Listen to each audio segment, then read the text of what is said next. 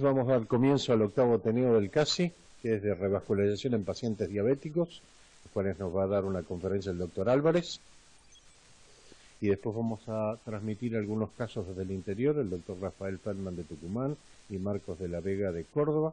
Van a pasar unos casos en los cuales discutiremos del auditorio y desde los distintos lugares. Aquellos que están conectados vía web, bienvenidos, y espero que manden algunas preguntas escritas que trataremos de verlas para contestarlas. Y luego la presentación de la industria de Nexi Medici, el señor Claudio Costanzo, novedades en procedimientos periféricos, y está en el panel el doctor Allín, Bacaro, Fernández, Nitti y Antonio Pocovic. Bueno, doctor Álvarez, lo invito a... Gracias. Hola, buenos días a todos, a los que están aquí en el colegio y a los que nos escuchan desde el interior. Bueno, este es un ambiente mucho más relajado que el de los congresos, por ende voy a exceder un poquitito en el tiempo, les voy avisando, pero vamos a tratar de dar una charla lo más completa posible sobre los conceptos que yo considero importantes sobre la revascularización en pacientes con diabetes mellitus y enfermedad de múltiples vasos. Soy cardiointervencionista. Bueno, la diabetes, saben ustedes que es un problema, está presente en el 15 a 20% de los pacientes referidos para revascularización coronaria, en el 20 a 30% de los pacientes con síndrome coronario agudo y en más del 30% de los que se presentan con shock cardiogénico. Esto último es importante. Tiene una característica la enfermedad de los diabéticos, y es que en general se presentan con una arteriosclerosis más difusa, con más compromiso de vasos múltiples. Tienen escaso fenómeno de vasodilatación compensadora. Cuando uno ve la arteriopatía del diabético le llama la atención que todos los vasos son finos. Tienen estenosis más severas, con mayor contenido de placa, más incidencia de enfermedad de tronco de coronaria izquierda. Hay una mayor progresión de la enfermedad. De hecho, los eventos más importantes son por progresión de enfermedad y no por restenosis o por oclusión de puentes en los pacientes revascularizados, y en general son pacientes que tienen más comorbilidades asociadas. Hay algunas características de hipercoagulabilidad, y es que el tamaño de las plaquetas es mayor, hay mayor cantidad o mayor densidad de receptores 2B3A, hay una mayor actividad plaquetaria, mayores niveles de fibrinógeno, menor actividad fibrolítica y menor tromboresistencia endotelial. Y sabemos que la diabetes es un predictor de mala evolución o de peor evolución en comparación con los pacientes no diabéticos, tanto en los pacientes con síndromes coronarios agudos con supradesnivel del ST como en aquellos pacientes con síndromes coronarios agudos sin supradesnivel del ST. Esta es una diapositiva vieja que seguramente todos conocemos. Ahora, no solo en los síndromes coronarios agudos, en los pacientes con cardiopatía coronaria crónica estable, el hecho de ser diabético es un marcador de peor evolución que si uno no lo tiene. O sea, tiene peor evolución, tanto en los síndromes coronarios agudos como aquellos pacientes que tienen síndromes coronarios estables. El estudio VARI2D nos llamó mucho la atención porque se agarraron pacientes en su mayoría estables y dijeron, bueno, pero ¿sirve revascularizar a los diabéticos que tienen tanta enfermedad y tan difusa realmente? O los tratemos médicamente? Es una resurrección del viejo tratamiento médico, pero en el subgrupo de pacientes con diabéticos. Y recuerdan ustedes que randomizaron pacientes a cirugía o a tratamiento médico. Esto no es un estudio randomizado de cirugía versus angioplastia. Esto es un estudio randomizado de revascularización versus no revascularización, versus tratamiento médico completo. Y después hay subestudio en cuanto a el tratamiento contra la insulina, si era con drogas sensibilizantes o provisión de insulina, y se elegían los pacientes para revascularizar por cirugía o por angioplastia. Repito, se elegían los pacientes para revascularizar por cirugía o por angioplastia. Como puntos finales primarios de mortalidad global o el evento combinado de muerte, infarto o accidente cerebrovascular, y claro, dio que la mortalidad fue similar cuando decidimos revascularizar a los pacientes o cuando decidimos tratarlos médicamente. Revascularizar por cualquier método, ¿no? El infarto fue similar, el accidente cerebrovascular también, y el evento combinado de muerte, infarto de miocardio y accidente cerebrovascular fue similar, con tratamiento médico completo o con tratamiento de revascularización. Esto sucedió en los que se consideraban pacientes de bajo riesgo y también en los pacientes que se consideraban de alto riesgo. No hubo diferencia, repito, entre el tratamiento médico y el tratamiento de revascularización. Y aún la sobrevida libre de infarto perdón, cuando la sobrevida libre de muerte, infarto o accidente cerebrovascular, el evento combinado es el único evento que dio favorable a la revascularización en los pacientes de alto riesgo solamente y no en los pacientes de bajo riesgo. Algunas críticas al estudio: solamente el 10% decían síndromes inestables, solamente la tercera parte de los pacientes tratados en el Value Trial recibieron un stent farmacoactivo, práctica que no haríamos en este momento en un paciente diabético que vamos a tratar con angioplastia. Con angioplastia se rebascularizó solamente la población de bajo riesgo, y fíjense el número, hubo solamente 1.5 lesiones promedio, recuerden después el Syntax Trial que lo vamos a mencionar, y un 42% de los pacientes asignados al grupo de no revascularización finalmente se cruzaron y fueron revascularizados antes de los 5 años. La recomendación de las guías, tanto las del año pasado para pacientes diabéticos como las de revascularización de las europeas de este año, recomiendan como indicación clase 1 a la cirugía en pacientes con un Syntax score mayor de 22, para mejorar la sobrevida libre de eventos cardiovasculares. Y recomiendan con un nivel de indicación 2B a la angioplastia como alternativa a la cirugía en pacientes con una enfermedad coronaria menos compleja, con un Syntax score menor a 22, que sería el menor de los tres grupos. Y las guías de revascularización de este año dan para la angioplastia una recomendación 2A en pacientes con enfermedad coronaria estable y un Syntax score siempre menor de 22, en donde dicen que la angioplastia podría ser una alternativa a la revascularización quirúrgica. Todas estas recomendaciones están basadas, fíjense, básicamente en estos estudios. En estudios de angioplastia con balón, en estudios... ¿Cómo voy a la flechita verde?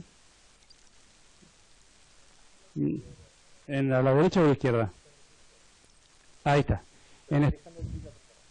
Ok. En estudios de angioplastia con balón, en estudios de angioplastia con stent convencionales, en estudios de angioplastia con stent farmacoactivos. En realidad, los dos estudios de los que vamos a hablar ahora rápidamente son de los dos últimos, del Syntax y del Freedom, que son los que trajeron la última evidencia. Del estudio Syntax, que todos los conocen, el estudio global, hay 452 pacientes diabéticos, y de esos hay un subanálisis. No hubo, fíjense la diapositiva, diferencias significativas entre los pacientes tratados con cirugía a 3 años de seguimiento, cirugía versus angioplastia, en el evento combinado de infarto, accidente cerebrovascular o muerte, en la mortalidad, en el accidente cerebrovascular solo, en el infarto del miocardio, y la única diferencia significativa en los 452 pacientes diabéticos del Syntax Trial estuvo en el evento de necesidad de nueva revascularización. En el seguimiento un poco más prolongado, a 5 años, la cosa funcionó más o menos igual. La diferencia en el evento combinado no fue significativa, y la diferencia significativa solamente fue en la necesidad de nueva revascularización del vaso culpable. Si la nueva revascularización o la necesidad de nueva revascularización es un evento duro o no, es otra discusión.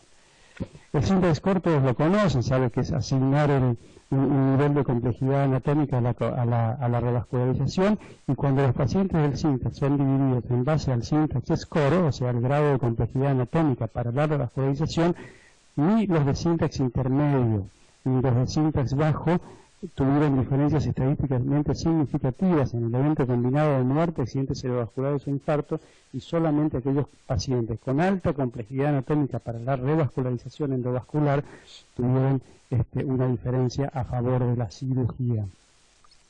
Hay algo que llama la atención del Syntax Trial, y es esto que quiero mostrarles, y es que, saben ustedes que se utilizó el Stentaxus en el Syntax Trial. Bueno, 4.5% de trombosis subaguda a 1 año es una cifra que hoy en día no aceptaría nadie. Los estudios, cuando uno mira a los pacientes diabéticos de los estudios de nueva generación, la tasa de trombosis al año es de alrededor del 0,6-0,7%. 4.5 es inadmisible. Hoy en día se utilizó un stent que genera esto, lamentablemente. El Freedom es el otro estudio grande, o sea, el grupo de pacientes, estoy hablando del grupo de pacientes diabéticos del Syntax, y ahora les voy a hablar de un estudio diseñado específicamente para ver si la angioplastia era igual que la cirugía porque se analizó con criterios de inferioridad en los pacientes diabéticos que deben ir a angioplastia. Fíjense, se evaluaron casi 33.000 pacientes. Se eligieron menos del 10%, 3.309, perdón, el 10%. Y de esos se pudieron randomizar 1.900 pacientes. O sea, de los 32.900 pacientes examinados, se randomizaron, y vamos a sacar conclusiones sobre 1.900, que es claramente menos del 10% de los pacientes examinados. Y esos sí fueron randomizados a cirugía o intervención percutánea coronaria con stent farmacoactivo. Acá se decidió usar stent farmacoactivos. En este estudio le fue mejor a la cirugía en todos lados. O sea, el evento de infarto de miocardio fue menor en los pacientes tratados con cirugía. El evento de mortalidad de cualquier causa, mortalidad global, no mortalidad cardiovascular, mortalidad global, fue menor en los pacientes tratados con cirugía. El evento de nueva revascularización también fue menor en los pacientes tratados con cirugía. A favor de la angioplastia es que los pacientes tuvieron menos accidente cerebrovascular, 2.4 versus 5.2%, y fue una diferencia estadísticamente significativa. Y con estos resultados, los autores del FRIEN dicen que en pacientes con diabetes mellitus, enfermedad coronaria avanzada, la CRM tuvo mejores resultados que la intervención coronaria percutánea. Que el infarto de miocardio y la mortalidad global fueron menores, mientras que hubo un incremento en el accidente cerebrovascular. Para ellos, cuando examinaron, no hubo interacción significativa entre el efecto de tratamiento de cirugía y el punto primario, realizaron el score de Syntax. Sin embargo, el score de Syntax salió bastante después de que se enrolaron los pacientes del FRIEN y no está muy claro cuando uno busca las publicaciones cómo lo calcularon, si hubo un corolario, etc. Y dicen ellos que la cirugía es el método preferido de revascularización en pacientes con diabetes mellitus y enfermedad coronaria de múltiples vasos. Sin embargo, tengan ustedes que era un estudio que estaba proyectado para enrolar 2.400 pacientes en 2 años y tardaron 5 años en enrolar 1.900. Que de los 32.900 pacientes, como les dije, solamente se randomizó el 5.7%. Uno se podría pensar a ver cuál es la aplicabilidad de esto a la población general de pacientes diabéticos. Solo el 30% de los pacientes habían tenido un síndrome de neurodegeneración reciente. El seguimiento promedio no es de 5 años, sino de 3.8. La doble antiagregación se hizo con clopidogrel, una droga que ahora vamos a mencionar, tiene alta resistencia en la población diabética, y se usaron stent farmacoactivos de primera generación, repito, sobre todo con un 4.5% de trombosis aguda al año, lo que es un dato muy pesado. La necesidad de hemodiálisis dentro de los 30 días fue mayor con la cirugía. La diferencia en mortalidad cardiovascular, no mortalidad global, sino cardiovascular, no fue estadísticamente significativa. La incidencia de accidente cerebrovascular fue mayor en el grupo quirúrgico, eso ya lo dijimos. La diferencia en los puntos finales primero y secundario se observó solamente en los pacientes tratados en centros de los Estados Unidos, que tuvieron una mortalidad quirúrgica al año de 0.9%, espectacular. 1.3%, sí, al año fue de 0.9 y a 2 años fue de 1.3%. Los 4 elementos centrales en la evolución de un paciente, entonces vamos a revisar todo esto en cuanto a perspectiva futura. Los 4 elementos centrales en la evolución de un paciente con enfermedad coronaria, diabético, y que intenta ser tratado con angioplastia son la probabilidad de restenosis, la probabilidad de trombosis, la probabilidad de progresión de la enfermedad y la neoaterosclerosis, que no es un elemento para desestimar. Y el escenario en el año 2014 es diferente a cuando se hizo el Syntax y cuando se hizo el FRIEN. Tenemos doble integración plaquetaria de nueva generación, stent de segunda y tercera generación, tenemos posibilidad de hacer una revascularización funcional, tenemos capacidad de hacer una mejor estratificación de riesgo y algo sobre lo que deberíamos trabajar, porque quiero crear una alerta en todo esto, es en el control de los factores de riesgo, sobre todo porque yo creo que el tema de la neoaterosclerosis es un tema a considerar seriamente en los pacientes sometidos a angioplastia. Vamos rápido a la nueva integración plaquetaria. Ustedes saben que la diabetes es un predictor de trombosis del stent al año, aún en la era de los stents farmacoactivos. En el estudio Acuity, los pacientes que requirientes de insulina tuvieron claramente una mayor trombosis del stent a 30 días que los pacientes no diabéticos. Y sabemos que los pacientes diabéticos tratados con clopidogrel tienen el porcentaje de pacientes respondedores a clopidogrel es significativamente más bajo si los pacientes son diabéticos en comparación con la población no diabética. El clopidogrel no es una buena droga antiagregante plaquetario para la población diabética. Tenemos evidencia claramente publicada del subgrupo de diabéticos del tritón TIMI-38, donde el endpoint primario isquémico fue claramente menor en los pacientes tratados con prasugrel en comparación con los tratados con clopidogrel. Esto no se dio en forma tan significativa en la población no diabética, pero sí en los diabéticos, lo que avala esto de que a mayor estado trombótico, más fácil de mostrar resultados con un antiagregante plaquetario es más potente. Y el costo de este beneficio es que en el endpoint isquémico no fue un mayor sangrado, cosa que sí se observó en la población de no diabéticos. Entonces, si prasugrel es mejor que clopidogrel en los pacientes diabéticos, y si uno de los autores del FREEDOM, aunque se llame Valentín Fuster, escribe en Circulation 2008 que el régimen de prasugrel estudiado en el tritón en los pacientes diabéticos, esto es en el 2008, ha movido los marcadores y debería ser un nuevo estándar en el tratamiento de estos pacientes, ¿por qué hacemos un estudio como el FREEDOM y les damos clopidogrel y no prasugrel a los pacientes? ¿Los stents de segunda y tercera generación serán mejores que los stents convencionales en los pacientes diabéticos? Miren, la primera publicación, esto de Stones, sugerían que en pacientes no diabéticos el evento combinado de mortalidad, infarto o necesidad de revascularización isquémica es menor con los stents de segunda y tercera generación que con los stents de primera generación. Esta es una comparación de everolimus versus paclitaxel. Pero esta diferencia no la encontraron ellos como significativa en los pacientes diabéticos, incluyendo la trombosis del stent, que es claramente menor en los pacientes con stent de nueva generación, en los pacientes no diabéticos, había una tendencia a menor trombosis, pero no significativa. El estudio SPIRIT-5 se diseñó para evaluar respuesta de pérdida neurointimal, porque fue un estudio con ultrasonido entre el Taxus y el Science, y mostró que, ¿se acuerdan ustedes que en un momento decíamos que los stents con everolimus no servían en la población diabética, que los stents con paclitaxel en realidad tenían mayor acción antiproliferativa, etcétera? Bueno, en el SPIRIT-5, que se diseñó específicamente para esto no fue cierto. Los stents con everolimus funcionaron mejor. Y si bien no hay el estudio no tiene capacidad para un endpoint clínico, hay una tendencia a menor mortalidad en el seguimiento de más de un año en los pacientes tratados con Science-Fic comparados con el Science. Lo que es más importante es esto es del SCAR, del registro sueco.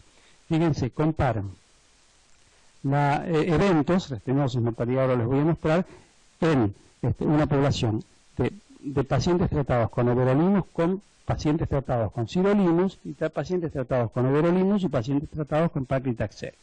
La restenosis fue similar para un grupo y para el otro, o sea, sirolimus, paclitaxel funcionarían o funcionaron en los pacientes diabéticos del registro SCAR igual que everolimus. Sin embargo, la mortalidad global fue claramente menor en los pacientes tratados con everolimus, ya sea cuando los comparamos con los pacientes tratados con sirolimus o cuando los comparamos con los pacientes tratados con paclitaxel. Estoy hablando de los pacientes con diabetes mellitus del registro sueco SCAR. Y en un pool de los estudios Endeavor 3 y 4 se encontraron resultados bastante parecidos. La necesidad de nueva revascularización fue similar para los stents con paclitaxel o sirolimus, que acá están juntos, con menor mortalidad y menor incidencia de infarto de miocardio. Lo último, con respecto a esto de si los stents nuevos funcionan mejor o no, es este estudio de Bangalore. Acá hay una múltiple, es un metaanálisis, una múltiple comparación entre stent convencionales, angioplastia con balón y cirugía, stent con sirolimus y cirugía, stent con paclitaxel y cirugía. Lo que no hay es stents con everolimus versus cirugía, porque los estudios todavía no están terminados. Y fíjense ustedes que en la mortalidad global va bajando, o sea, la significancia a favor de la cirugía hasta desaparecer, y en el evento de necesidad de nueva revascularización sucede algo básicamente similar entre los stents con paclitaxel y sirolimus y los nuevos stents de cromo cobalto con everolimus. Esto es una alerta que quiero dar con respecto al control de los factores de riesgo. Uno de los problemas más importantes en la evolución de los pacientes diabéticos es la nueva aparición de placas. Y esto sucede también en las cicatrices del stent. La neoaterosclerosis es un fenómeno que debemos considerar cada vez más y que ha sido descrita como mayor intensa en los pacientes con stent farmacoactivos que en los pacientes sin stent farmacoactivos. Y es uno de los eventos que contribuye a la trombosis alejada de los stents. Lo que quiero comentarles nada más es que lean este trabajo publicado en el año 2013, donde agarraron, es algo bastante interesante, agarraron pacientes del grupo no diabético del CODAS, de los diabéticos del CODAS, del Varios-Day y del Freedom, y se fijaron a ver cuántos de esos pacientes habían llegado a cumplir con el target de control de LDL, de presión arterial sistólica, de hemoglobina glicacilada y abandonar el hábito de fumar en esos pacientes. ¿Cuántos habían sido? Habían alcanzado el target de control de los 4 factores menos del 10% de los pacientes del Freedom, el 23% de los pacientes del Vari-2D, y bueno, fíjense las cifras del CODAS de diabéticos. Esto es, son pacientes que están dentro de estudios randomizados y seguidos sucesivamente como todos nuestros pacientes de los estudios randomizados. Y si aún así logramos que menos del 10% logren su presión arterial sistólica, LDL, hemoglobina glicosilada y abandonar de fumar, entonces estamos mal. ¿Sí? Esto no tiene que ver con nuevas tecnologías, pero tiene que ver. La revascularización funcional es un elemento que se introdujo ya hace unos años, ahora está de moda, y recuerden ustedes que el del FEIN-2, los pacientes revascularizados, haciendo una revascularización guiada funcionalmente, anduvieron mejor que aquellos tratados médicamente, que fue el gran desafío del MEI-2, ¿no? Un CORASH, pero con FFR. Yo les quiero mostrar simplemente esto tiene algún error estadístico, porque los grupos no están homogeneizados, pero llama la atención que los pacientes con enfermedad de 3 vasos del estudio SYNTAX, la cantidad de eventos de los tratados con angioplastia es del 19%. Y los pacientes con enfermedad de 3 vasos del estudio FEIN, tratados con angioplastía guiados solamente por angiografía, tiene una tasa de evento bastante similar, 18.4%. Ahora, fíjense que los pacientes quirúrgicos del SYNTAX 3D tuvieron 11.2% de eventos, y los pacientes a los cuales se les hizo revascularización funcional del FEIN-2 tuvieron 13.2, o sea, una cantidad de eventos, estamos hablando de todos pacientes con enfermedad de 3 vasos, una cantidad de eventos bastante parecida a la cirugía. Si esto tiene una implicancia en cuanto a que la revascularización funcional va a hacer mejorar los resultados en los pacientes diabéticos, yo no lo sé y no lo puedo decir ahora, pero habría que considerarlo. Finalmente, quiero mencionarles algo que leí también y que me pareció bastante interesante, y es en base a la estratificación de estos pacientes, a los factores de riesgo. Me falta una diapo. No se cargó una diapo. Bueno, no importa, la cuento. Pero acá, créanme que acá había una diapositiva con un montón de curvitas. Salió el año pasado salieron varios trabajos, pero el trabajo madre sobre incorporando factores de elementos clínicos, de riesgo clínico al SYNTAX score, ¿sí? Y entonces juntamos el SYNTAX score con la edad, el crímenes de creatinina, la diabetes, bueno, y otros factores. Esto está en Lancet. Cuando se incorporan insuficiencia, crímenes de creatinina, repito, edad, SYNTAX, todo eso, la diabetes deja de ser un elemento predictivo en la reducción de estos pacientes. Las curvas son paralelas, ¿sí? Entonces, porque nuevamente, yo hoy vengo básicamente a plantear cuestionamientos, ¿no? Para que todos salgamos a leer y a buscar. O sea, empecemos a preguntarnos si todos los diabéticos son iguales y si la diabetes es realmente el factor predictivo o la enfermedad general que se produce es el factor predictivo en estos pacientes, y deberíamos evaluar a los pacientes por estos elementos, es decir, por cómo está en el paciente diabético la insuficiencia renal, cuántos años tiene, cómo están sus coronarias en cuanto al SYNTAX score, etcétera, y no por el hecho de si tiene una hemoglobina glicosilada por encima de 6 o por debajo, ¿sí? Como mensaje final, les puedo decir que la diabetes es una enfermedad sistémica crónica que afecta a arterias y órganos, esto lo sabemos todos, que el control de los factores de riesgo es difícil, se los mostré recién en el trabajo, y que las metas se logran solo en una minoría de pacientes, que la progresión de la enfermedad es lo habitual, que la evidencia actual, la mortalidad de largo plazo puede predecirse mejor por un conjunto de marcadores clínicos y anatómicos coronarios que por el solo diagnóstico de diabetes mellitus, que en pacientes con enfermedad de múltiples vasos y alta complejidad anatómica y riesgo quirúrgico aceptable, la cirugía se asocia con menor mortalidad, infarto y necesidad de nueva revascularización a un costo de mayor necesidad de hemodiálisis y accidente cerebrovascular, y que en pacientes con complejidad anatómica baja o intermedia la intervención percutánea todavía sigue siendo una alternativa interesante, especialmente en un escenario de stents farmacoactivos de nueva generación, de mejores drogas para integración plaquetaria y de un buen control de los factores de riesgo. Bueno, gracias.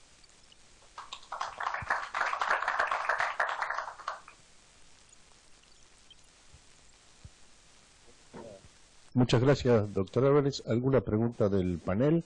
¿Alguna pregunta de los que están conectados por internet? No hay ninguna. Los del panel, doctor Pocoví, doctor Fernández, ¿algún comentario sobre esta conferencia? ¿Qué piensan de lo planteado aquí? Si el factor de riesgo diabetes salió o que sigue estando como predictor de riesgo a largo plazo a los pacientes. Evidentemente el paciente, como dijiste vos antes al principio, es un paciente más enfermos, entonces cuando empezás a sumar todas las cosas, evidentemente puede ser que el diabético no salga. Cuando comparamos no diabético con un diabético, ahí diabetes tiene que funcionar como factor de riesgo.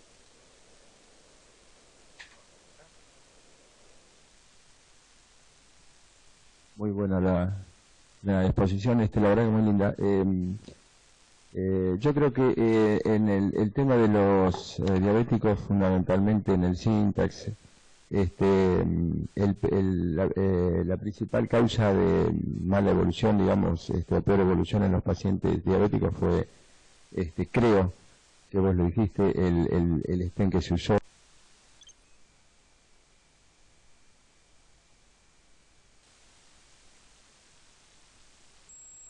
Creo que hoy por hoy, digamos, el Taxus tiene, me parece, de Demen, tiene el doble de mortalidad que los Bare Metal, o sea que eso claramente está marcando una causa básica en la evolución de los enfermos, que fue el peor, el stent que se utilizó, que bueno, es el peor stent que me parece que se podía haber utilizado.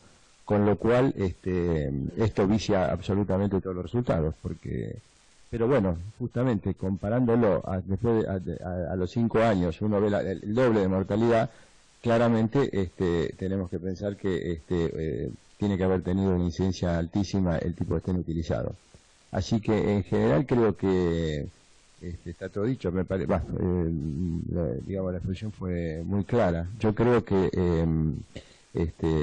los pacientes diabéticos, por ejemplo, un tema que a mí me genera duda, y lo planteamos en el TCT, es el tema de la revascularización completa en los pacientes diabéticos, que yo creo que, digamos, vos presentaste recién la última diapositiva, una de las últimas con el tema del FFR. Yo creo que a nosotros nos fue bien en la angioplastia cuando hacíamos revascularizaciones funcionales. Y no sé, creo que los estudios con FFR lo que están mostrando justamente es eso, ¿no? Que cuando uno trata de hace revascularizaciones guiadas por FFR, que sea funcionalmente guiadas, los resultados son mejores. Pero nosotros quisimos asimilar cuando aparecieron los stents con drogas y como que la TLR iba a ser muy baja, y entonces dijimos, bueno, vamos a hacer todos los vasos. Creo que ese fue un error, creo, digamos, porque la verdad es que en el BARI no había diferencia de mortalidad, y ¿por qué aparece la diferencia de mortalidad cuando empecé? Bueno, una es el tipo de stent que se usó, la primera de la generación de stent, sobre todo el Taxus, y otro me parece que fue el tema de tratar de vascularizar todos los vasos, que por funcionalmente no hacía falta, y los pacientes tienen muy buena evolución cuando uno les trata el vaso culpable. Para algo, digamos, las formas funcionales, uno si procede académicamente las realiza previamente para ver dónde hay isquemia y dónde no hay isquemia. Y no, un comentario más que José lo dijo en los datos, que creo que es un tema que uno tiene que ser cuidadoso cuando lee los resultados de los estudios, y sobre todo los estudios que se hacen en países de primer mundo, leer bien los resultados quirúrgicos. Él lo decía también, cuando vemos las diferencias con los resultados quirúrgicos, son diferencias en centros de Estados Unidos que tenían 0.9% de mortalidad. A uno le gustaría tener una estadística real de la mortalidad quirúrgica en los grupos de Argentina, incluso en los grupos de centros selectos de Argentina, a ver quién tiene 0.9% de mortalidad, y ahí nos sentamos a charlar a ver si a los diabéticos le va mejor con cirugía o les va mejor con revascularización vía angioplastía en nuestro medio o en el medio de Latinoamérica o en lo que sea. Pero leer esos resultados, no siempre los estudios randomizados hechos afuera reflejan la realidad que tenemos nosotros acá o que tenemos a nuestro alrededor.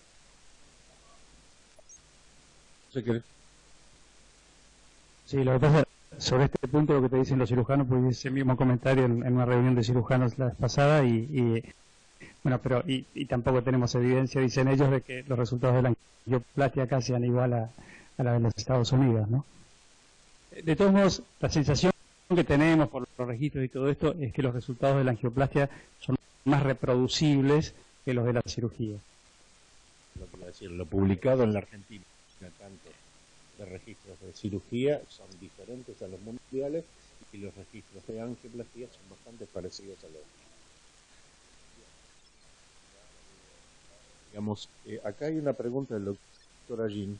Dice, pregunta, ¿cree que en el contexto del paciente agudo estas diferencias podrían ser menores, teniendo en cuenta que la mayoría de los estudios presentan pacientes estables, donde además la antiagregación actual difiere en los estables versus a los inestables? Primero, un abrazo a Jorgito allí, y segundo, sí, definitivamente, es una buena pregunta. La mayoría de estos pacientes son síndromes coronarios estables. La cirugía en pacientes con síndromes coronarios agudos, por lo menos en Argentina, no funciona bien. ¿Comentario más?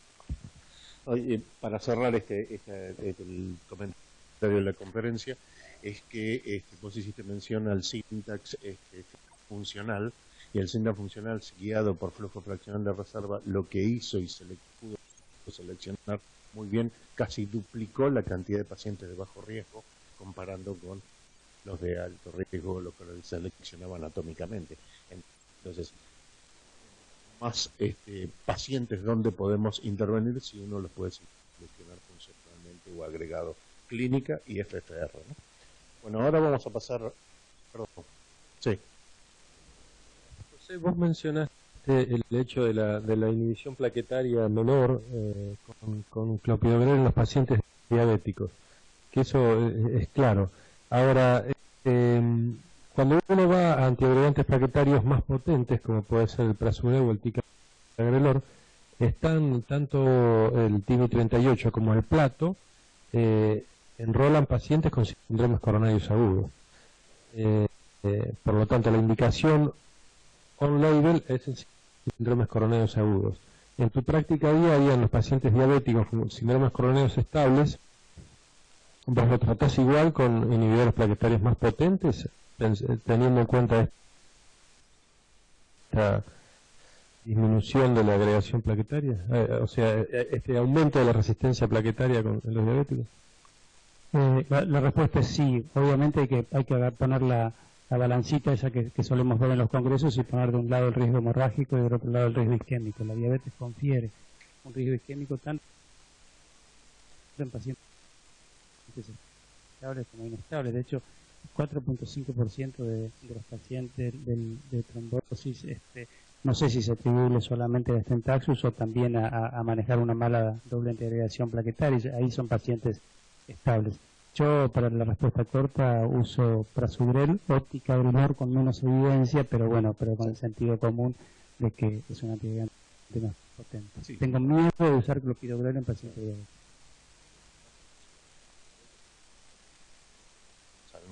efecto, los otros reclutan a tanto no respondedores como no respondedores y tienen un efecto de acción mucho más rápido a la carga oral, ¿no? Así que hay en ese punto una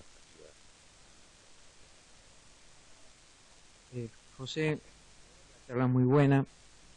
Vos bien lo dijiste, la mayoría de los estudios randomizados se randomizan, se incorporan menos del 10%, en general el 5% de la población inicial, con lo cual, y esos son los estudios que nos están dando evidencia, pero resulta que dejamos afuera un 95-90% de los pacientes de la vida real.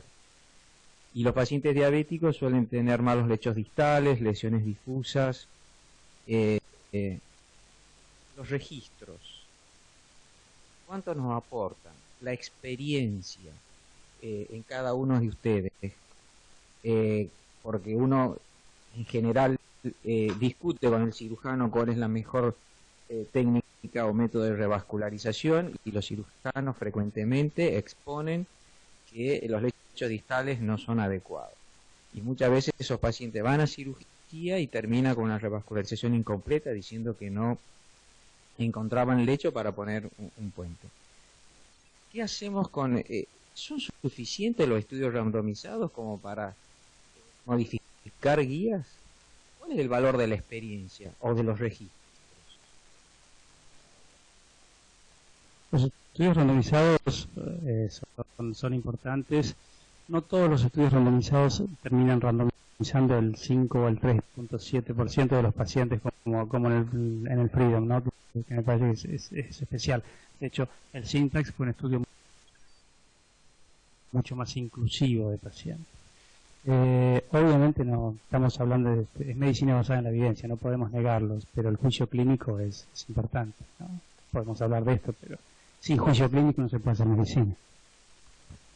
Vamos a ir cerrando esto. Una reflexión final, me parece aquí, es que lo que mencionó el doctor Álvarez y que nos pasa en la práctica, nosotros nos peleamos para ver cuál es el mejor tratamiento en los pacientes diabéticos, pero el mejor tratamiento es el tratamiento médico, el que menos se utiliza, porque ustedes vieron que los objetivos médicos cumplidos en el tratamiento son menos del 7 o el 5%, y desde histórico la revascularización de pacientes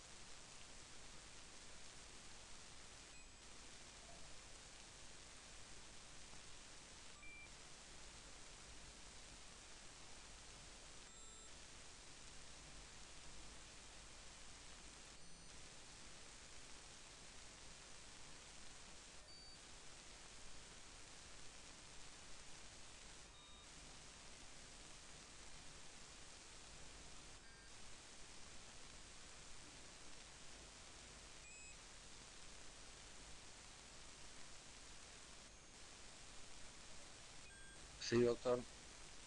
¿Me escuchan ustedes?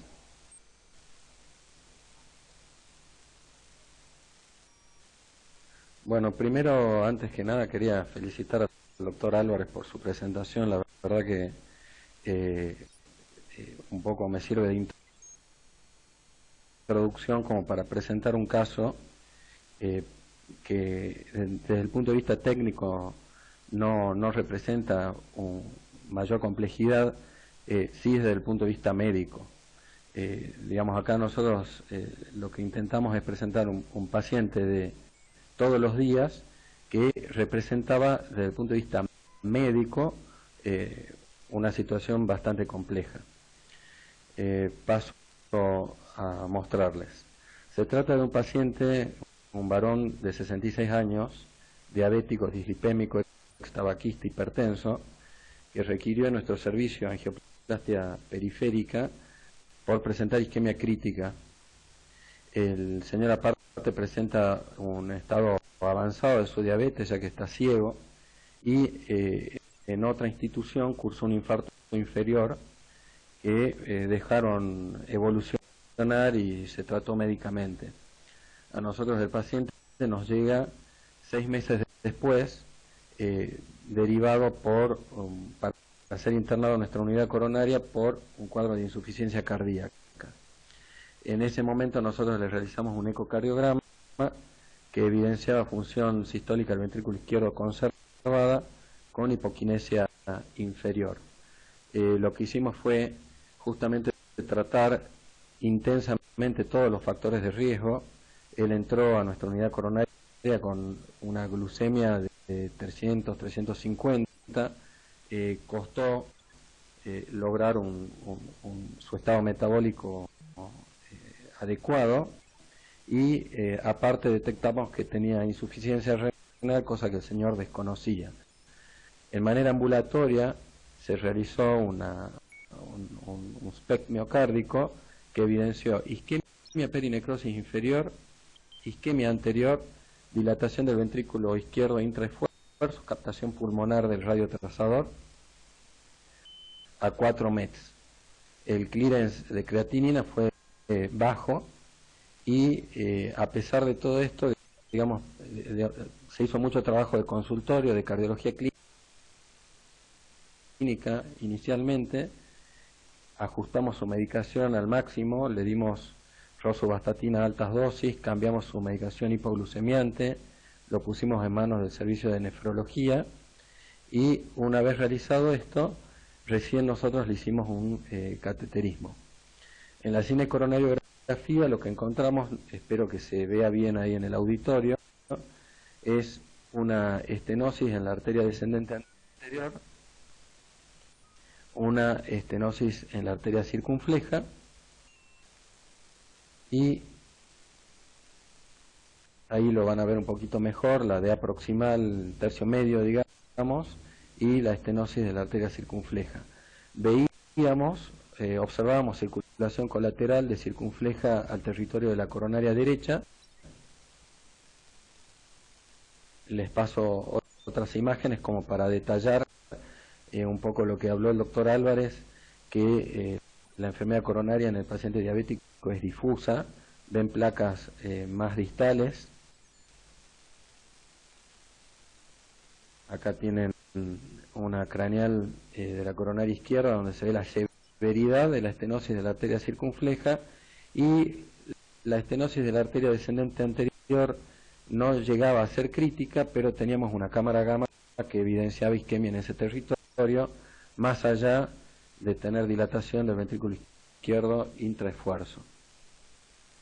Pueden ver acá la oclusión de la coronaria derecha. Les recuerdo que tenía 6 meses de evolución este infarto. Yo voy a continuar, me imagino, digamos que en el auditorio perdóname deben estar todos de acuerdo. ¿Por qué no comentamos acá un poquitito el caso clínico y la coronariografía, si podés volver a las diapositivas anteriores? Y bueno, y acá hay un panel que podría comentar a ver cuál es la estrategia, qué haría, cómo planearlo en un paciente que tiene insuficiencia renal, diabético, descompensado, infarto inferior, qué haría, no sé. Escucho opciones.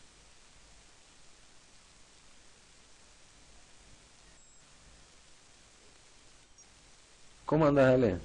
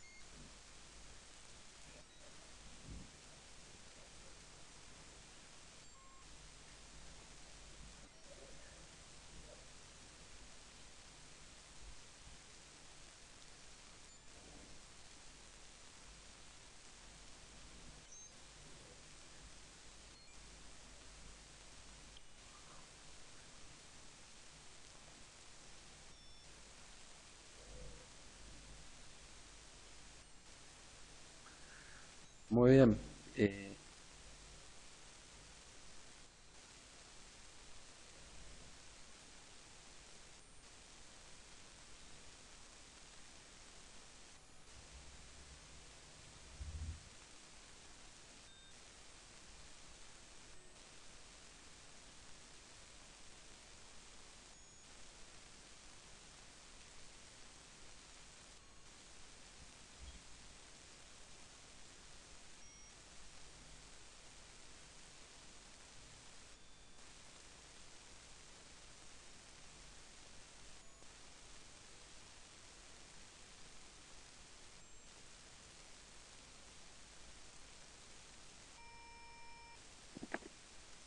etcétera. No sé si alguien quiere dar algo de eso o ustedes que lo hicieron allá en Tucumán. Si no hay ningún comentario, les comento cuál fue nuestra estrategia. No, comentamos a ver cuáles son los criterios que vos tomaste como para hacer tu técnica, ¿no? Nosotros, primero, lo que, digamos, primaba acá era resolver el problema coronario con la menor posibilidad de dejarlo al señor en diálisis, con la menor tasa de nefrotoxicidad por el contraste. Y por otro lado, hay algo que cabe aclarar, digamos que la cobertura social del paciente nos autorizaba solamente 2 stents. Entonces, con esta situación nosotros lo que hicimos fue, una vez que encontramos cuál fue su punto de estabilidad máxima a nivel nefrológico y endocrinológico, nuestra estrategia fue abordar la coronaria izquierda y resolver la descendente anterior, el tercio proximal y la estenosis de la arteria circunfleja, para lo cual nosotros no encontramos mucho volumen de calcio en las placas. Entonces lo que hicimos fue angioplastear con stent directo estas arterias. Ahora les muestro. Ahí tienen una imagen de la resolución del caso. La estenosis proximal de la descendente anterior quedó resuelta. No encontramos ningún tipo parecían realmente placas muy blandas, y a bajas atmósferas ya la arteria se dilató muy bien y los stents, como pueden ver, quedaron muy bien impactados. Cuando íbamos terminando ya en el último control angiográfico, nos dimos cuenta que realmente habíamos usado muy poco contraste. Entonces, digamos, ahí nuestro espíritu hemodinámico angioplástico nos llevó a seguir con la coronaria derecha, con todo el riesgo que implicaba, digamos, desde el punto de vista médico y también desde el punto de vista de nuestros servicios, ¿sí? Ya que los 2 stents que nos había dado la obra social, los 2 stents estaban colocados. El tema fue que logramos pasar una cuerda, logramos transponer la obstrucción con un balón over the wire, pero nunca logramos tener un flujo adecuado como para arriesgarnos a poner ahí un stent y saber y quedarnos tranquilos de que íbamos a tener un flujo TIMI 3 final. Entonces, lamentablemente, digamos, ahí quedamos medio frustrados porque logramos pasar la cuerda, pero no conseguimos un flujo óptimo como para poder impactar ahí un stent. Entonces nos quedamos con la angioplastia de la coronaria izquierda. Lo que ahí adelanté un poquito es algo que quería consultar a todo el auditorio, ya que como vieron en este paciente, nosotros hicimos angioplastia con stent directo en la coronaria izquierda, con un buen resultado. Digamos, el paciente lo dejamos bajo nuestro cuidado durante 4 días para esperar tener una función renal prealta que ya refleje un poco los efectos del contraste. No hubo alteración de la función renal, el paciente se fue de alta y hasta ahora tiene una muy buena evolución.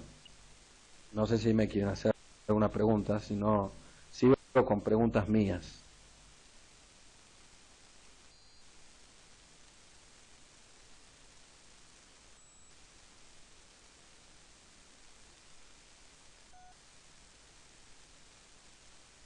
Sí, le hicimos el syntax y digamos, sin contar, digamos, como en nuestra estrategia inicial no estaba la revascularización de la coronaria derecha, no lo incluimos, nos daba un syntax score bajo. Bueno, una de las cositas, no sé si... Son todas no, sí. Sí. No, me parece muy bien la resolución de la coronaria izquierda, pero no sé si alguien quería comentar ahí, pareciera que la cuerda de la coronaria derecha no está en el lecho distal de la coronaria derecha. A ver si alguno quiere, digamos, por eso por ahí no tuvo flujo, no logró abrir. Pareciera que está en una rama que va hacia abajo y en la oblicua derecha se va en una marginal aparentemente. Por ahí ese fue el problema por no tener ahí arriba. Por ahí fuese puede ser, digamos, yo lo que les muestro acá, digamos, son dos imágenes fijas, digamos, que extraje del estudio, pero como se imaginarán, digamos, a la cuerda la intentamos poner por todos lados para poder tener resolución del caso y llegamos ya a la tasa de contraste que nos habíamos fijado como objetivo no sobrepasar. Entonces, sí, es muy probable que ahí esté en una marginal.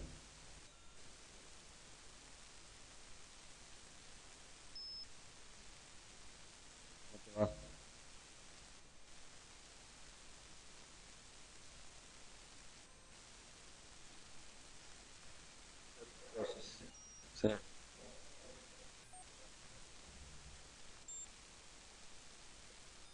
Exactamente.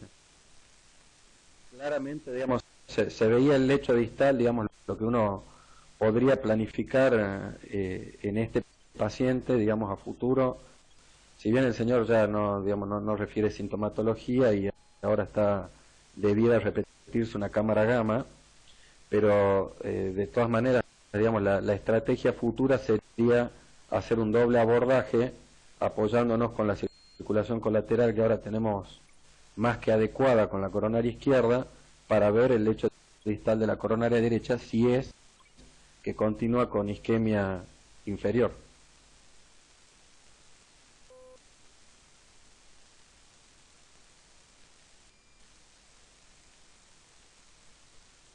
Isquemia perinecrosis y también... Sí.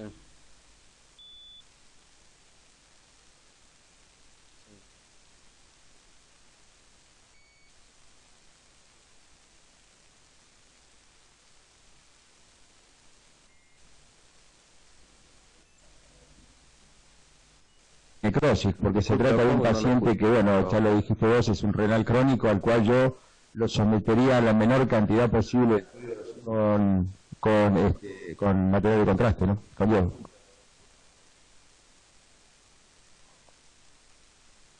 yodo. Bien, estoy de acuerdo, sí.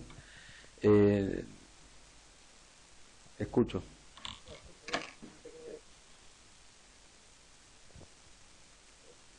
Acá hay una pregunta del doctor Niconiti que dice que con un cintas de score intermedio se podría tratar de revascularizar por ambos tratamientos, o sea, la cirugía o angioplastia, pero dice que su función renal me inclinaría por el tratamiento endovascular de la DA y de la CX exclusivamente, que es un poco reafirmando lo que estaban diciendo antes.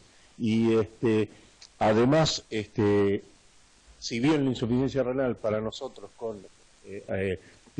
tenemos problemas con el material de contraste, no se olviden que en todos los registros de CONAREC la insuficiencia renal es un predictor de alto mortalidad en la cirugía convencional. O sea que cuando estaba todo solo paciente normal. Cuando le agregamos insuficiencia renal, casi duplica la mortalidad quirúrgica. Así que, digamos, nosotros por ahí podemos manejar, digamos, las etapas, decir, si una angioplastía es muy compleja, hacerla de un solo vaso y esperarlo que se recupere, que en cambio en la cirugía tiene que entrar en bomba y hasta que termine la bomba no se puede, digamos, no se puede suspender esto y bueno, tiene alto riesgo de seguir.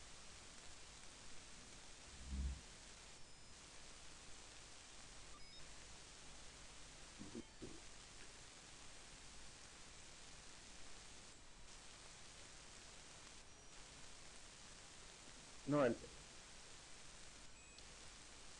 paciente perfecto.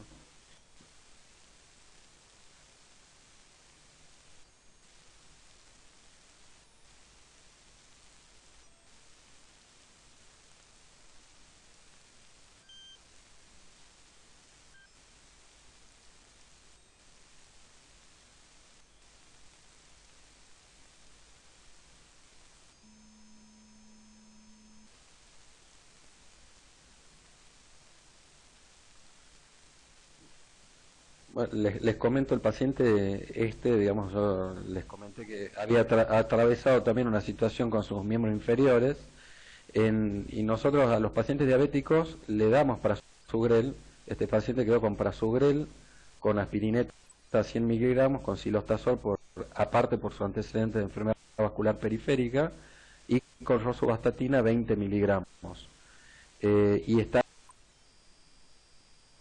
actualmente insulinizado y el último control de hemoglobina glicosilada era de 7,4.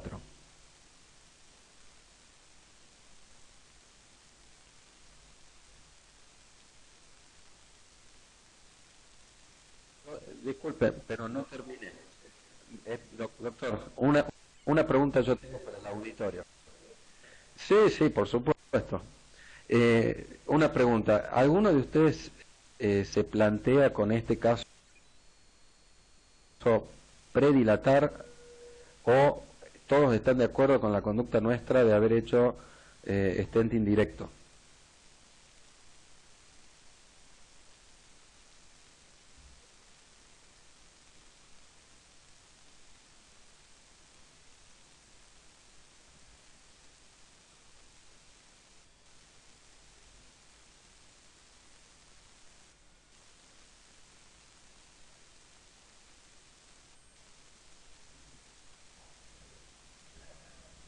Me parece bien, en este caso particular, hacer stenting directo porque si hay algo que hace...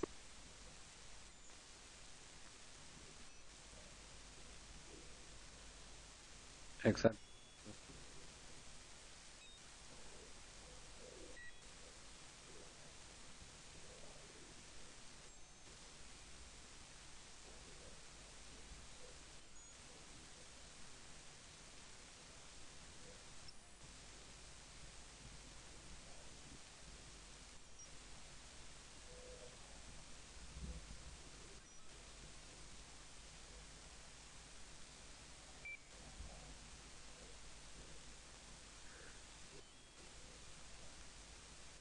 Bueno, perfecto. Miren, acá les muestro un caso similar de un paciente diabético.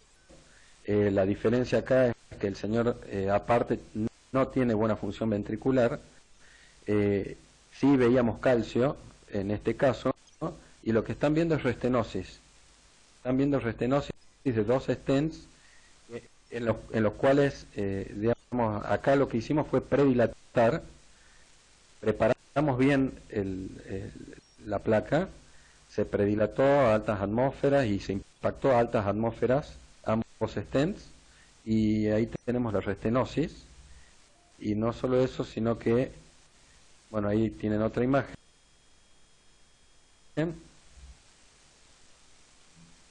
Estos son todos de la coronaria izquierda y ostium de coronaria derecha. Ustedes se plantearían acá mandar al paciente, ya que, digamos, tiene un stent de nueva generación, 2, digamos, ¿se plantearían mandarlo a cirugía o probarían otro stent?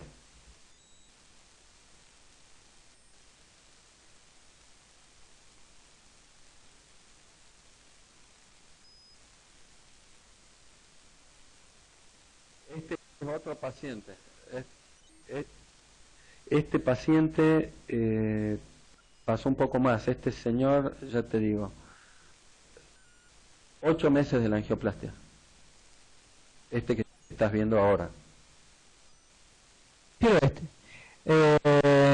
yo por ahí no sé si directamente plantearía enviarlo a tratamiento quirúrgico.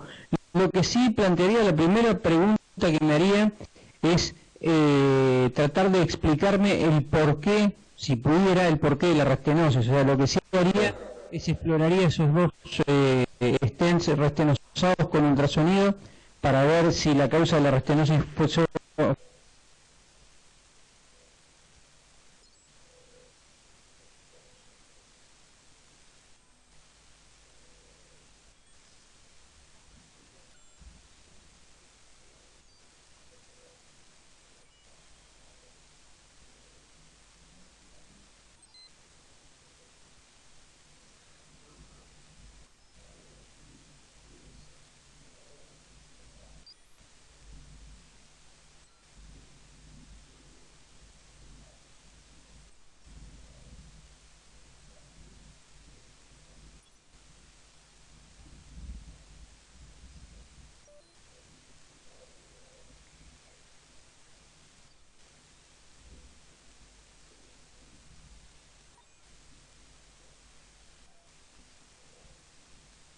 Bien.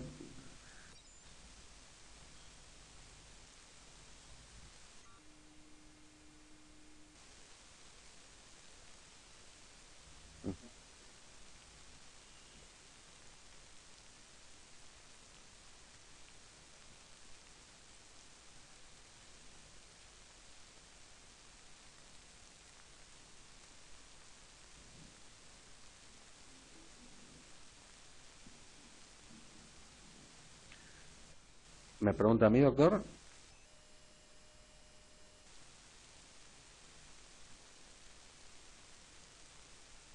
Bien. Nosotros tenemos una paciente añosa, diabética, que digamos, tiene una descendente anterior que le falta poco para hacer full metal y actualmente desarrolló restenosis focal y digamos lo que tenemos planificado hacer en ella es balón con droga. Sí, nosotros, yo personalmente, mi primera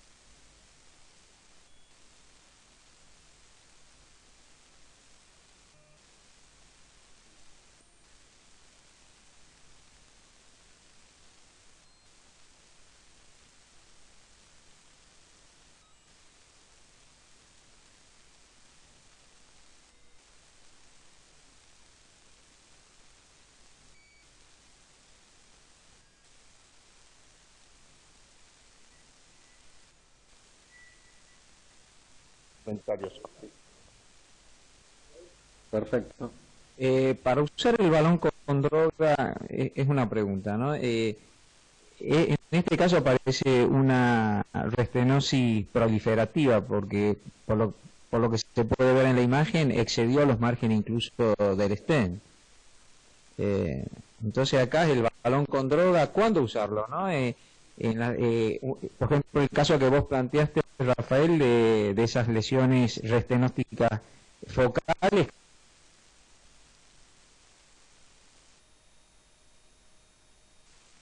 No, acá digamos lo que nosotros tenemos, acá tenemos planificado cambiar, digamos, digamos, usar otra droga, otro stent.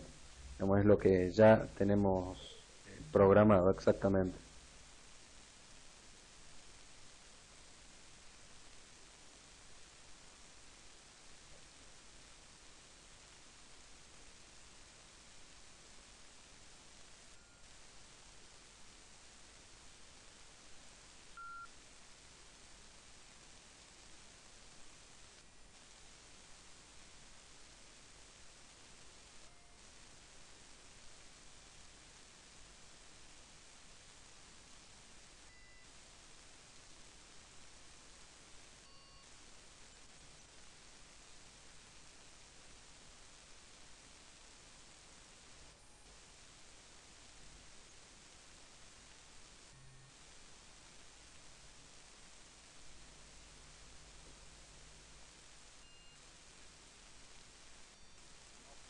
La verdad que no. La verdad que no.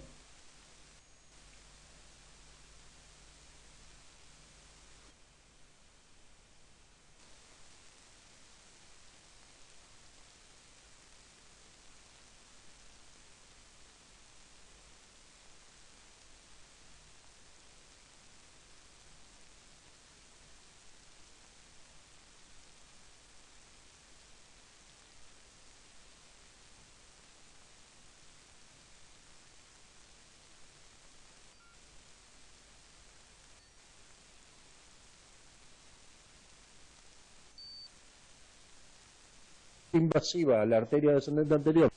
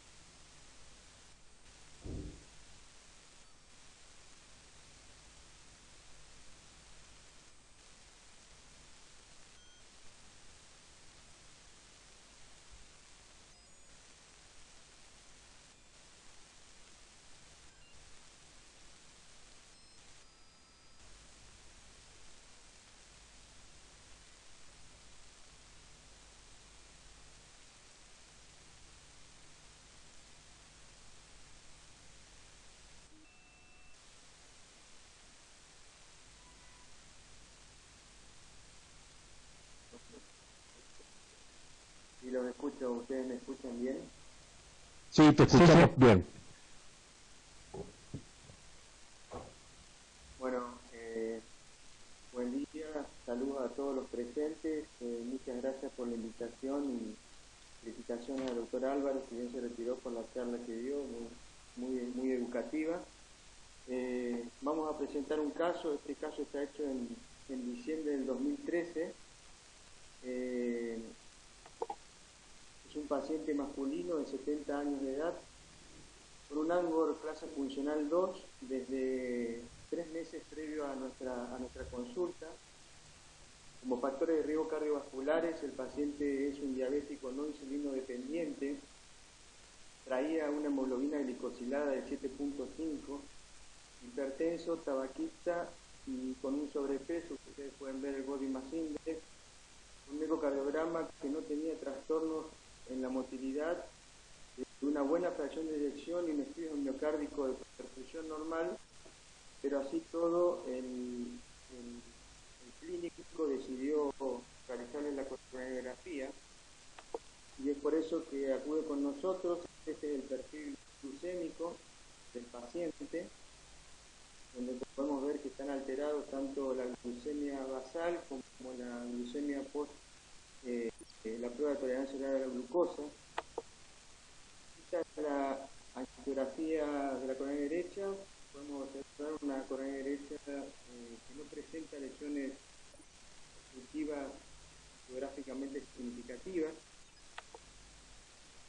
En las primeras imágenes de la arteria coronaria izquierda, con esa cámara gamma ya nos impresionaba que decíamos, parece una coronografía normal, y cuando realizamos la oblicua anterior izquierda tipo Spider o la P caudal, podemos ver una lesión en el origen prácticamente en el origen de la arteria descendente anterior, que para nosotros fue significativa, o nos impresionó significativa, y ahí nos pasa que viene la discusión. El paciente es del interior, hablamos con el cardiólogo clínico para explicarle un poco la situación, lo presentamos también a nuestro cirujano cardiovascular. El paciente tiene un score de syntax de 13, si no se lo considera una trifurcación, o de 15 si se lo considera una trifurcación. Y bueno, ahí se plantea la opción de qué hacer. No sé si quieren discutir o mostramos la resolución que nosotros tuvimos.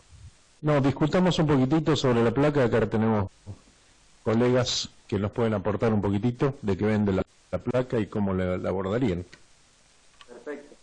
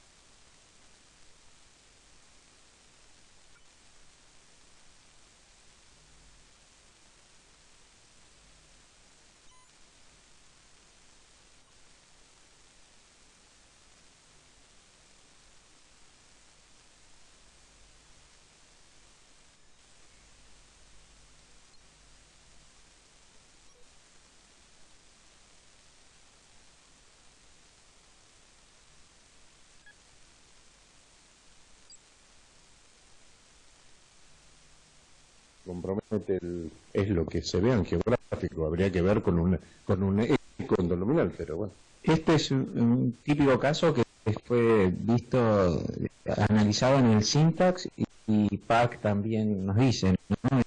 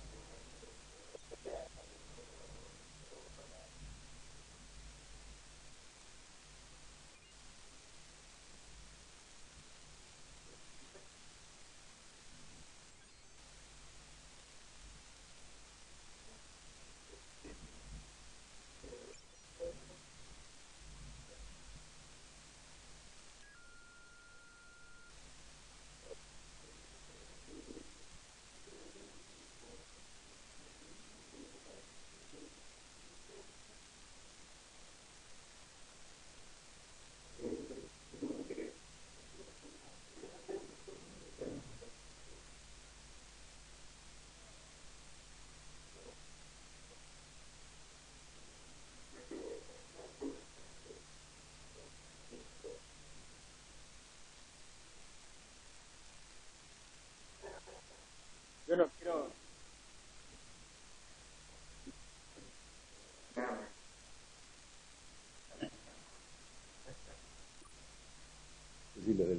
De la Vega, seguir para ver cómo solucionaron esto. Bueno, curiosamente el cirujano nos permitió avanzar porque consideraba que era un sector bajo. No le puedo mentir, no sé si el paciente se quería operar o no, pero siempre es así, generalmente los pacientes no se quieren operar. Nosotros lo tomamos como un tronco. Ustedes fíjense que la angiografía estuvo hecha por vía radial con un introductor 5 French, con un Tiger, y ya ahora que fuimos por vía femoral, se ve que la lesión es un poco más crítica. Nosotros decidimos proteger la DA y la arteria circunfleja porque creemos que eran los dos vasos más importantes, pero me parece que está bien la opción de 3 días, también podría ser. Utilizamos un catéter 7 French, un EVU, predilatamos y fuimos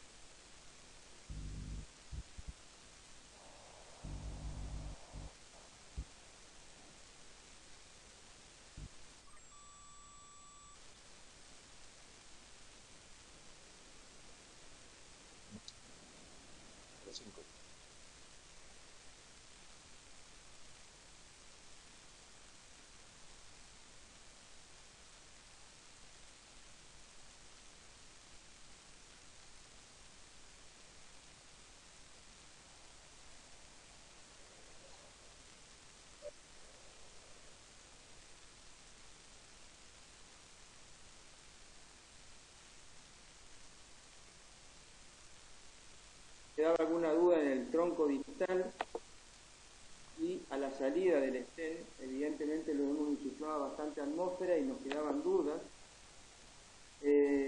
Por la parte proximal del tronco distal decidimos pasar de nuevo una guía y hacer un kissing balón con el balón de 3.5 con 20 y el balón que está en la circunfleja es un 2.75.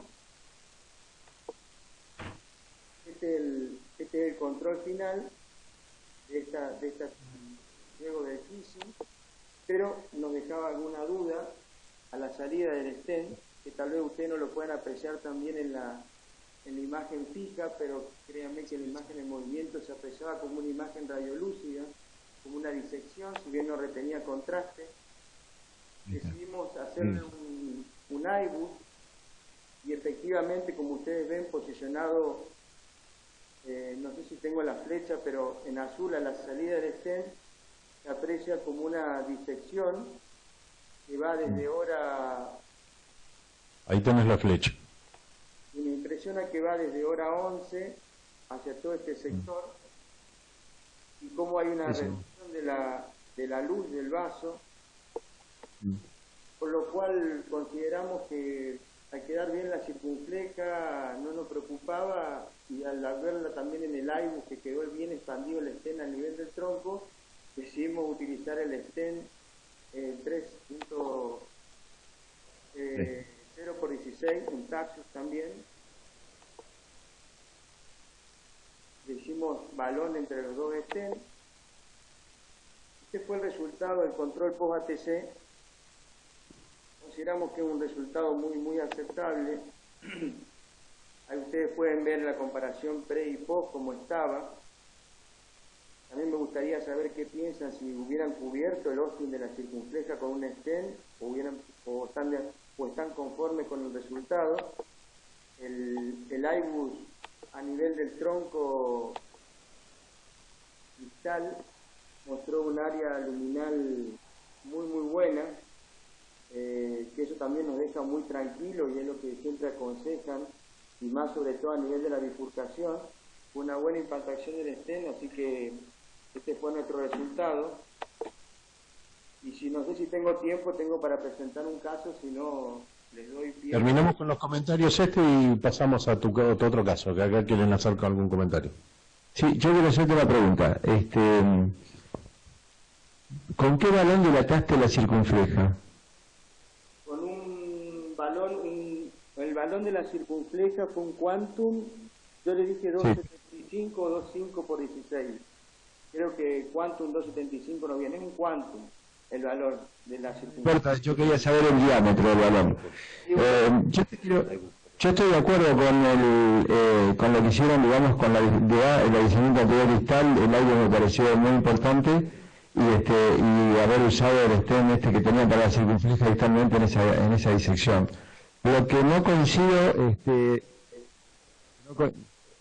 ¿hola?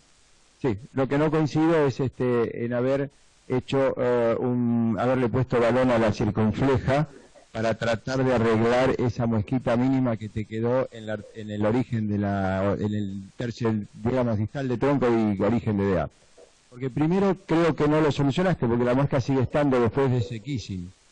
Y en segundo lugar porque pusiste un balón en una arteria que no tenía lesión y vos estás generando una fuente potencial de restenosis, en el tronco inclusive. Esa es mi opinión. Yo no le hubiera tocado la circunfleja. Después, por otra parte, la otra pregunta que yo te quería hacer es, después de haber hecho de haberle puesto el balón a la circunfleja, vos pasaste por dentro de los estratos del stent del tronco. Con lo cual uno debería pensar que tenés que terminar haciendo un kissing. No sé si lo hicieron. Porque el stent de la DA se deforma. Terminó con kissing, perfecto. Sí, está bien. Yo no hubiera tocado la circunfleja, no hubiera tocado la circunfleja porque creo que no tenía lesión y no ibas a mejorar para mí. Bueno, de hecho no se mejoró el resultado de la DA proximal, o del origen de la DA. Me impresiona que un poco mejoró. Si ustedes ven cómo había quedado con el stent, esa muesca había quedado en la parte, en el borde superior,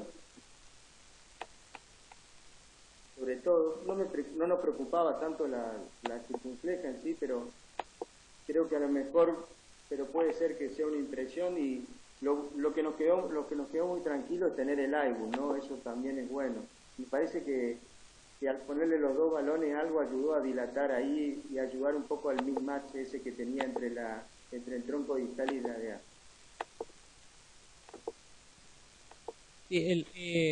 El IBUS, obviamente, yo diría que hoy por hoy, con las limitaciones que puede haber, que no pueden tener, no puede haber IBUS en todos lados, eso uno lo entiende, pero si uno va a encarar una angioplastía de tronco, lo ideal sería tener IBUS y hacerla con IBUS. No sé si le hicieron IBUS pre, porque insisto, hubiera sido interesante ver el IBUS pre y ver hasta dónde se extendía la placa, qué tanta placa había dentro del tronco, como para tener idea hasta dónde uno tiene que llegar con el stent, porque una de las discusiones que se planteó acá, que creo que Arturo la planteó, es decir, bueno, y con el stent, ¿hasta dónde llegamos con el stent adentro del tronco? ¿Llegamos hasta el ostium? ¿Llegamos nada más que al tronco distal o hasta dónde cubrimos? Y el eco te podía haber dado una respuesta. No sé si lo hiciste, por ahí hiciste la IBUS pre y mostraste el post nada más. No lo mostré por cuestiones de tiempo, pero sí hicimos un IBUS pre porque hasta parecía en algún momento, no digo que no sea una lesión severa, se notaba que era una lesión severa, pero sí involucraba bien el tercio distal del tronco, la placa, como ustedes lo habían dicho anteriormente. Era una placa fibrótica, no tenía por suerte tanto calcio, por eso tampoco utilizamos ningún tratamiento de aterectomía como Catin o Rota. Y sí, efectivamente era un tronco sin duda.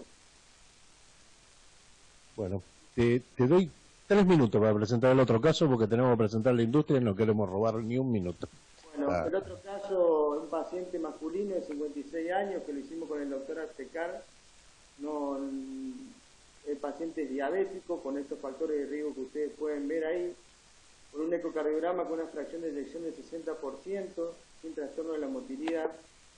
El electrocardiograma que ustedes ven acá es un electrocardiograma normal, y al paciente le piden una ergometría por ese Angor, la cual le informan positiva con infradesnivel del ST, como ustedes pueden ver ahí en B5. Le hacen un ecocardiograma de esfuerzo, un ecoestrés, donde observan que el informe da como conclusión una isquemia en 7 de 16 segmentos, correspondiente al territorio de la arteria descendente anterior, la isquemia. Y se le realiza la cine, que ustedes pueden ver la coronaria derecha en una coronaria derecha normal, y la arteria descendente anterior presentaba esta placa. Está el doctor Palacio ahí, que tiene mucha experiencia, es una placa intermedia, o la consideramos intermedia en ese momento.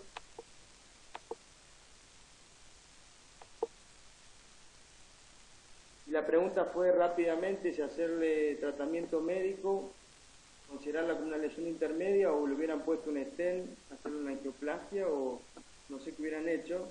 Si no sigo, si no hay tiempo, sigo. Dale, seguí, después terminamos todas las conclusiones al final. Le hicimos un IBUS porque la consideramos una lesión intermedia y vimos que efectivamente tenía un área de 6.1 milímetros cuadrados. Con eso nos quedamos tranquilos, bastante tranquilos, y a cuestión, digamos, académico, le hicimos un FFR también, y ahí observan que el FFR con 200 microgramos de adenosina, que es lo que utilizamos habitualmente para la descendiente anterior, nos da este valor. Así que consideramos este paciente para tratamiento médico, y nada más que mostrar también de las utilidades de los métodos complementarios cuando están a disposición, que es muy bueno, sobre todo para este tipo de pacientes, con todos los problemas que acarrea colocarle un stent, ya sea con droga o sin droga, pero con todo lo que acarrea en este tipo de pacientes. Muchísimas gracias. Sí. Y un dato más que te quería agregar, un datito que te quería agregar, que el IBUS, si estuviera dado patológico, el IBUS te decía que toda la cara superior, entre la 9 y la 15 casi, tenía calcio, o sea que para tratar esa placa hubiera necesitado alguna forma de preparar eso con atelectomía rotacional o con cutting balloon, porque tiene una sombra cálcica muy importante arriba y se hubiera dificultado la colocación del stent y lograr una buena posición, ¿no? También te hubiera dado ese dato más, ¿no? Sin duda, sin duda. Muchísimas gracias por haber participado en la Ateneo Este. Ahora le entregamos la presentación a la industria, novedades de procedimientos periféricos, Next Medici, el señor Claudio Costanzo.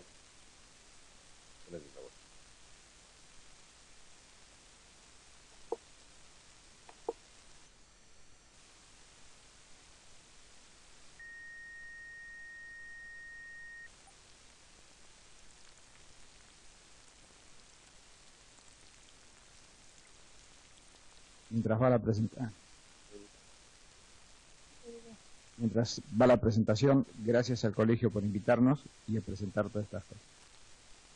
Bueno, vamos a empezar a hablar un poco de algunos nuevos productos de Next Medici. Empezamos hablando de lo que es penumbra, de lo que estamos trayendo de penumbra. Raro, venimos hablando de pacientes diabéticos y empezamos a hablar de neuro. Sí, pero todas las líneas que tiene penumbra de neuro, que es una línea distinta, se ha aplicado también a periféricos y son aplicables a diabéticos. Es la familia más completa del mercado para el tratamiento de stroke isquémico y hemorrágico. A ver, este es un video de acción del sistema de aspiración de penumbra. Siguiendo un poco el criterio oriental, que quede quieto no quiere decir que no se está haciendo nada. En realidad está aspirando y sacando el trombo. Y ahora van a ver cuál es el resultado. Está aspirando y fíjense qué es lo que pasa. Aspiró totalmente el trombo. Eso está garantizando de que no está llegando, no está habiendo problemas de trombo que se van distalmente. La eliminación por el trombo es por medio de la aspiración generada por la bomba. El sistema se posiciona próximo a la bomba, al trombo, perdón, sin atravesarlo.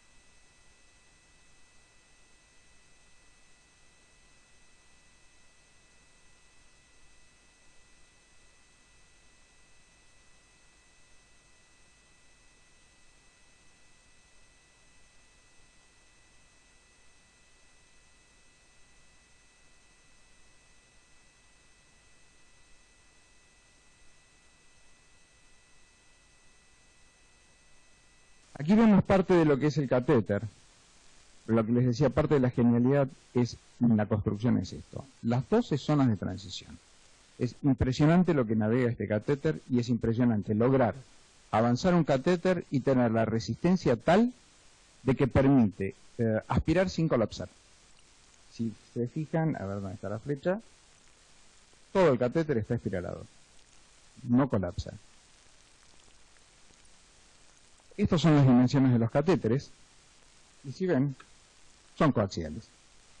Uno puede meter a través de un ACE o de un 5 Max, perdón, vuelta a la flecha, uno puede meter a través de un ACE o de un 5 Max, puede meter un 3 Max, sin necesidad de desarmar todo, vuelve directamente a llegar a Richter. Estos son ejemplos de cómo se logran las aperturas, y si se fijan, en 5 minutos. Lo que es sorprendente. Y esto acá tienen un 3 max y un 5 max. ¿De qué estamos hablando de trombos? De esto. Y aquí cómo salen los trombos. Y fíjense cómo ha llegado a perfundir. ¿Mostramos los trombos? Mostremos.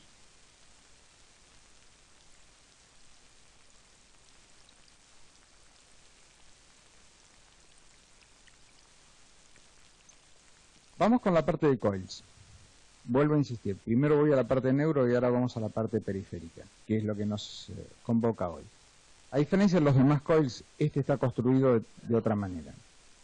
En vez de tener un alma textil o un alma de plástico, tiene un alma de nitinol. Un coil interno de nitinol y el coil externo de platino. Curiosamente, estamos hablando de 0,20, porque si todo el mundo va a 0,10, nosotros vamos a 0,20. Tenemos el doble de diámetro, 4 veces más superficie, pero curiosamente el coil es notablemente más soft que los de 0,10. Y ahora vamos a ver. Acá vemos cómo con un solo coil se rellena, y qué es la estructura que tomaría el alma de nylon. Y aquí vemos la diferencia de softness entre uno y otro. Un ejemplo, acá lo vemos una oftálmica. Un solo coil, miren lo que ha llenado. Y esto es 7 coils, logrando una densidad de empaquetamiento del 33%. Cuando lo normal es 27, 25, una cosa así. En definitiva, todo este sistema lo que nos permite es procedimientos más rápidos. ¿Cuánto más rápidos? Normalmente un 25% más rápido. ¿Por qué? Porque tenemos menos coils para poner. Una oclusión más densa. Menos costos, porque usamos muchos menos coils. 4 veces menos. Aunque el coil sea un poquito más caro, se usa mucho menos coils. Y otra ventaja adicional es la notable cantidad de radiación de menos que uno está recibiendo y el paciente. Bueno, ahora sí empezamos con la parte de los periféricos, que son hermanos de toda la parte de neuro, por eso necesitaba hablarlo de la parte de neuro. Los coils se desmontan rápidamente. ¿Sí? El sistema de desmonte es mecánico. No hay que esperar la parte eléctrica que esté varios minutos desconectando los coils. Simplemente por un mecanismo mecánico. Y acá empezamos con todo lo que es la parte periférico. Fíjense en un aneurisma subclavio. Se colocaron solamente 3 coils. Miren cómo quedó. 2 coils. Y fíjense el empaquetamiento del vaso. Una MAF pulmonar. Caso bastante difícil. 2 coils. Miren cómo quedó. Endolix. Otro uso de los coils. Un tipo 2, que estos suelen ser dolores de cabeza para cuando uno no puede llegar. Interesante. Fístulas coronarias. Ahí está la flecha. 4 coils. Hemangiomas. Estamos hablando de que todos estos son territorios en donde es bastante difícil llegar. Y los catéteres llegan. Vamos con el sistema índigo, que es la trombectomía mecánica. Este es el hermano de la trombectomía de la parte de neuro. Fíjense en este caso, la flecha, es una oclusión de un stent cubierto previo. ¿Sí? Un trombo organizado subagudo. Miren cómo ha quedado esto, en este mar profundo. Vemos el caso de lo que pasó después de haberle aplicado un primer tratamiento y cómo quedó revascularizado. Estamos hablando de pacientes diabéticos y esta es una linda imagen, un paciente diabético con gangrena. Fíjense el trombo que se le sacó al paciente. Esto es interesante como para darle una chance más al paciente de poder tener una mejor calidad de vida y una revascularización. Otros ejemplos. Los ejemplos en sí son bastante gráficos de las revascularizaciones, pero quiero también hacerles notar, por favor, los tiempos. ¿Cuánto tiempo uno está manejando esto? en qué rápido uno lo puede llegar a sacar. Fíjense. Y acá tenemos el trombo que se sacó. Fíjense que todos los trombos salen íntegros. Troncos tibio-peroneos, de vuelta. Estamos hablando de una revascularización en tiempos mínimos. Y qué buena revascularización se ha logrado. Acá estamos de vuelta, casos semejantes, 10 minutos. Sigue al posterior. Esta es una hermosa imagen de ver cómo se recanaliza un trombo. Y hoy en la discusión de lo que estuvieron hablando, mi idea era presentar solamente los balones con droga.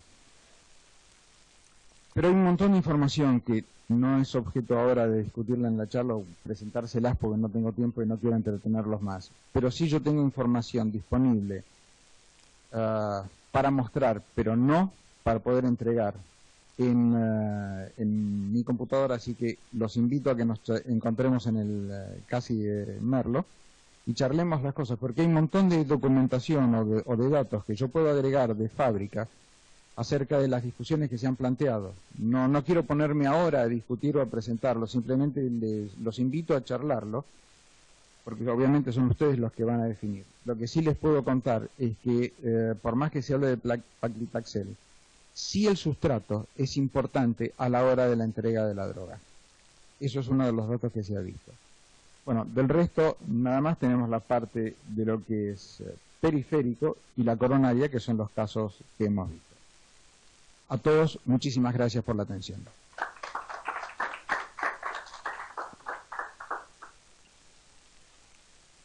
Bueno, muchísimas gracias a todos los presentes, a la industria que nos ayuda y nos aclara cosas, a todos los panelistas y a los que presentaron casos. Esperamos verlos en el próximo Ateneo desde acá del CASI. Muchas gracias a todos.